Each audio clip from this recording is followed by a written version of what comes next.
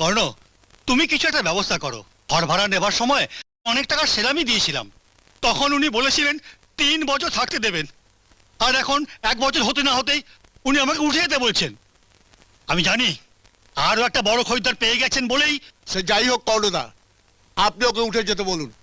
আর হাইকোর্টে ভাড়াটে উচ্ছেদের নতুন আইন হয়েছে, আর আপনি যদি কিছু না করেন তাহলে আমি কিন্তু হাইকোর্টে যেতে বাধ্য হব।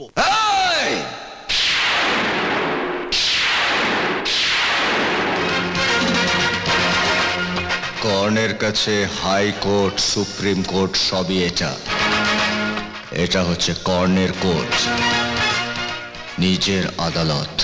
হরে কৃষ্ণ বাবু, আপনাদের হাইকোর্টে বা সুপ্রিম কোর্টে যে আইন পাশ হয় সে আইনে কিন্তু অনেক ফাঁক থাকে, আর আমার এখানে আমার এই কোর্টে যে আইন পাশ হয় সে আইনে কিন্তু কোনো ফাঁক থাকে না।